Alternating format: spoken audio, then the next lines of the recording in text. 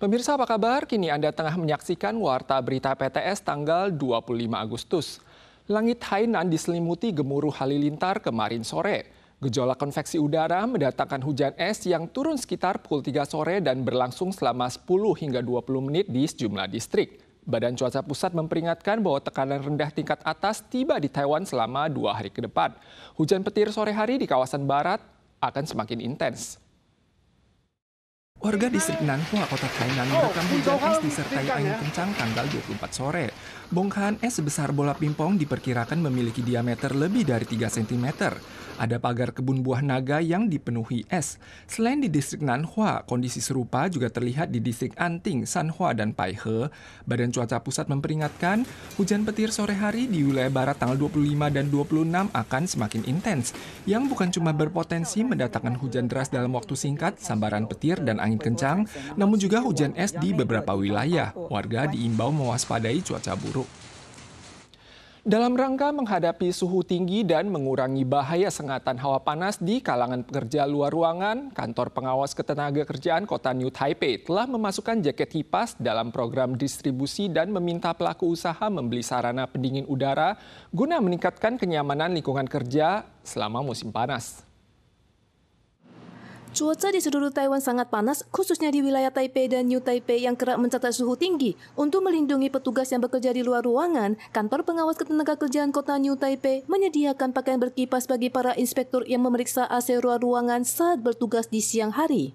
那种传统防晒的那种袖套啊，它就是整个闷在里面，然后回来就整身都湿掉。因为我们去检查，有时候那个受访单位他们都会问我这个在哪里买，因为他们也想要穿。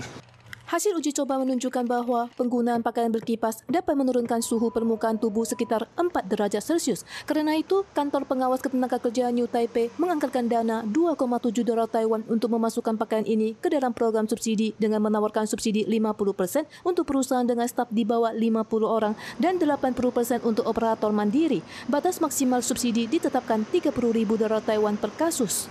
营造业、工地或者是在道路作业的一个施作的一个劳工，雇主都可以为他们来提出改善企业对于劳工的一个安全设备的一个提升。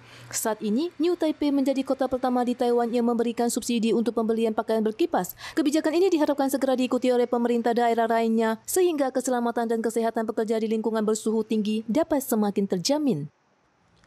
Taiwan menyelenggarakan voting referendum pengaktifan kembali PLTN nomor 3 minggu lalu, namun hasilnya akhirnya tidak mencapai batas. Menanggapi hal tersebut, Presiden Lai Ching-te menyatakan jika teknologi di masa depan menjadi lebih aman, menghasilkan lebih sedikit limbah nuklir dan tingkat akseptasi masyarakat meningkat, ia tidak akan mengesampingkan pengembangan PLTN Muktahir. Namun kelompok perlindungan lingkungan tetap merasa sanksi terhadap pernyataan tersebut. Referendum pengaktifan kembali PLTN nomor 3 Taiwan telah berakhir. Meskipun yang setuju mencapai lebih dari 4,3 juta suara dan tidak setuju lebih dari 1,5 juta suara, hasil ini gagal memenuhi ambang batas yang ditetapkan Undang-Undang Referendum. Presiden Lai Ching-te pada 23 Agustus menegaskan tidak menutup kemungkinan pengembangan teknologi nuklir mutakhir asalkan memenuhi 3 syarat utama. 如果未来技术更安全，核废料更少，社会接受度更高。 我们并不会排除先进核能。 Mengingat Taiwan sering dilanda gempa, risiko seismik di PLTN nomor 3 yang dipengaruhi zona subduksi Manila, struktur lepas pantai Heng Chun dan sesar Heng Chun menjadi isu utama keselamatan geologis. Sejumlah akademisi menemukan bahwa di bawah fasilitas penting PLTN nomor 3 terdapat jalur patahan geser yang mungkin merupakan cabang dari sesar Heng Chun. Sementara itu, rencana pengembangan teknologi nuklir canggih di masa depan masih menimbulkan keraguan dari berbagai kalangan. 未来当然，新核能技术绝对可以满足总统他昨天晚上的一个宣示。可是我更在意的，其实还是既有电厂的需要，尽快让它重启，是解决眼前的问题。先进核能它其实技术并没有真的很成熟，为什么我们要去花力气去赌一个可能有很大的风险，但是还技术又没有成熟的东西？ Kelompok perlindungan lingkungan menilai teknologi nuklir canggih masih belum matang dan berisiko besar. Mengingat kondisi geografis Taiwan yang sempit dan padat penduduk, insiden PLTN akan berdampak serius. Sementara itu, sejumlah akademis berasumsi bahwa pengembangan nuklir canggih bisa menjadi pertimbangan jangka panjang. Namun, Taiwan tetap perlu mencari cara lain untuk memenuhi kebutuhan energi saat ini.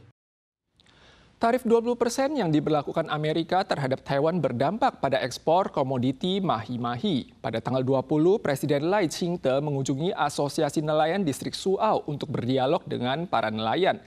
Ditjen Perikanan mengakui bahwa tarif sementara saat ini lebih tinggi dibandingkan negara pesaing, sehingga dapat menyebabkan penyusutan pangsa pasar. Presiden Lai Ching-te pada tanggal 20 sore mengunjungi sebuah pabrik pengolahan ikan lemadang beku di Yilan. Dengan mengenakan seragam kerja dan sepatu bot lengkap dengan topi dan masker, ia meninjau proses produksi. Saat ini, ikan lemadang Taiwan terutama diekspor dalam bentuk filet ke pasar AS dengan pangsa pasar sekitar 6%. Namun tarif resiprokal sebesar 20% saat ini jauh lebih tinggi dibandingkan dengan tarif yang dikenakan pada pesaing utama dari Peru dan Ekuador. 我们现在是处于比较相对这一个弱势的一个状况。我们评估可能美国消费市场是有可能会萎缩了哈。 Dalam upaya membantu sektor pertanian dan perikanan yang terdampak tarif tinggi, Kementerian Pertanian meluncurkan sejumlah langkah pendukung yang mencakup subsidi pinjaman dengan bunga 1% untuk masa 1 tahun, subsidi rantai sarana pendingin, membantu pengajuan sertifikasi internasional, dan subsidi promosi di dalam dan luar negeri. Namun Asosiasi Nelayan Suau berharap pemerintah meniru langkah Peru dengan membentuk tim nasional untuk memberikan penyuluhan total bagi nelayan. 它牵涉到不只是农业部而已，包括我们的食药署，包括我们经济部，一定要对外的一个统一的所谓的国家队。 Meski trennya kurang kondusif, Kementerian Pertanian menegaskan bahwa Taiwan tidak punya hak untuk pesimis. Sebaliknya, kondisi ini harus dijadikan momentum untuk mendorong peningkatan kualitas industri, memperoleh sertifikasi internasional untuk produk perikanan berkelanjutan, serta mendorong transparansi dalam rantai produksi dan distribusi. Ada pemancing ikan menemukan seekor hiu paus yang mati terdampar di pantai Taitung pada hari Minggu. Dilihat dari kondisi kulitnya, pakar menyimpulkan bahwa hiu tersebut telah mati selama beberapa waktu. Penyebab kematiannya cuma bisa dikonfirmasi lewat otopsi. Seekor hiu paus selaku spesies yang dilindungi ditemukan mati di pesisir pantai Kelurahan Fong Li, Taitung, tanggal 24. Hiu paus tersebut memiliki panjang lebih dari 3 meter dan bobot lebih dari 500 kg. Tidak ditemukan luka kentara pada bagian tubuh hiu yang terekspos, cuma luka menyerupai sayatan pada sirip ekor. Pakar menganalisis, kulit hiu paus telah membengkak yang menunjukkan bahwa ia telah mati selama beberapa waktu. Namun penyebab kematiannya masih perlu diklarifikasi lebih lanjut setelah dilakukan otopsi. Pemirsa sekalian, sekian Warta Berita dari PTS. Kita jumpa lagi di lain kesempatan. Terima kasih.